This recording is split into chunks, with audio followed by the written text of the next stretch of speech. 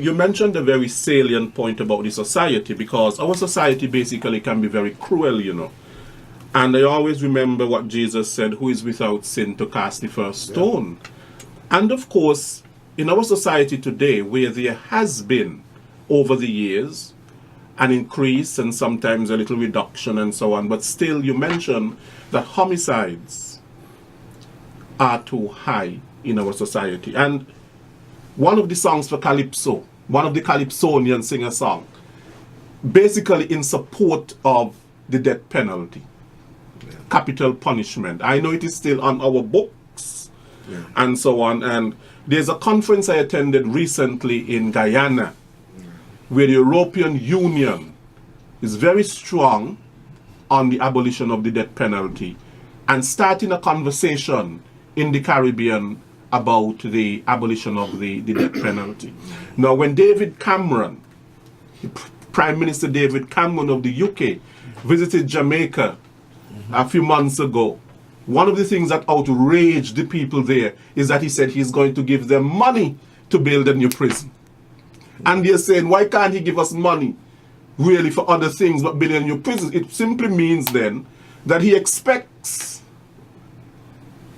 that we are going to have so many problems in the society that we need a new prison to fill that new prison. You know, so what do you think in terms of what the EU is trying to do? Because our people basically are pro capital punishment. In fact, one fellow told me, I will hang them myself. Yes. Well, Lesroy, I think that the world today is not the same it has been years and years ago. And I think that we have to take a very, very serious look at the homicide rates. They're out of whack. And everybody in St. Kitts and Nevis are concerned, want something to be done seriously about this. But that in itself is not the question, and you raise a very important point. Should external forces, whether from the EU or what, come and tell us what to do? But it is something that the United Nations has over time been bringing to the table, that human life is such that the sanctity of life is one in which, should the state be involved in taking life, it's one thing for somebody, an individual, to take it. Should the state then take it and take life? Is there a contradiction in that?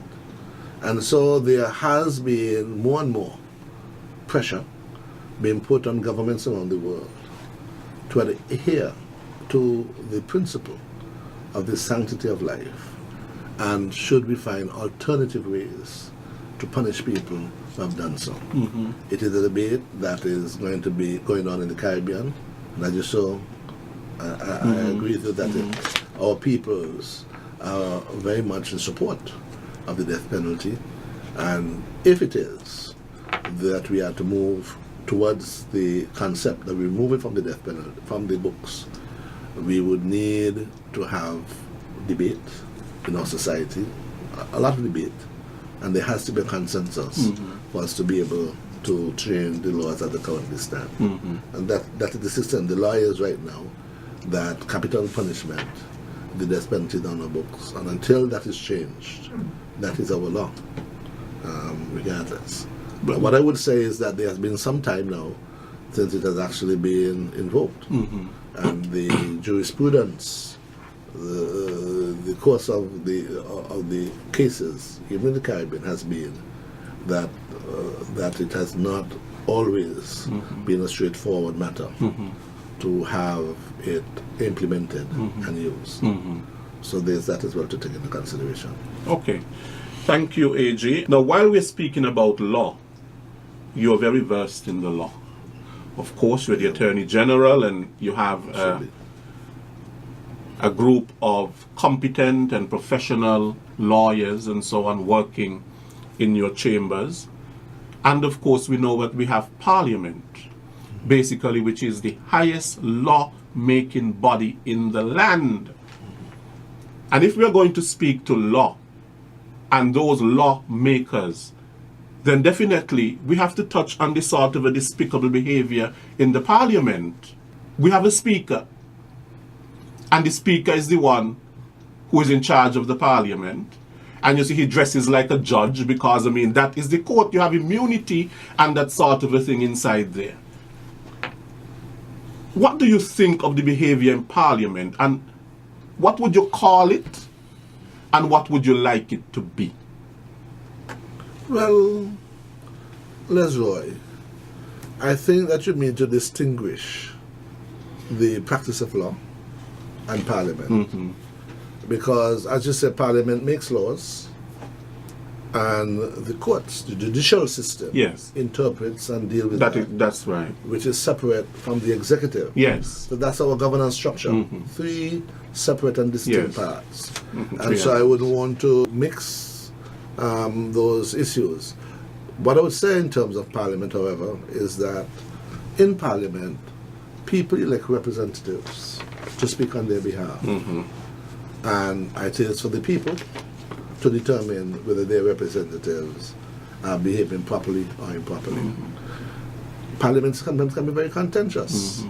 And if it is that in expressing their support for a particular point of view from their supporters, I would tend to think that parliamentarians will do what they think they have to do. The job of the speaker is to try to balance it, have people express themselves while following rules that have been established for the conduct of parliament. And from time to time, I do think that some of us do violate and go across those boundaries. But ultimately, at the end of the day, if it is that I'm a representative and I feel strongly about a particular matter, that I should have the right to express it in a way once I stay within the rules. And I think the abrogation of the rules is part of what you're talking about, and I leave that for the speaker to deal with. But in terms of sanctioning things and so on, that's his role, and the people will judge ultimately whether members of parliament, when they misbehave, they will mark them. They'll give them the scorecard, and we do so when we go to the polls and elections. Okay?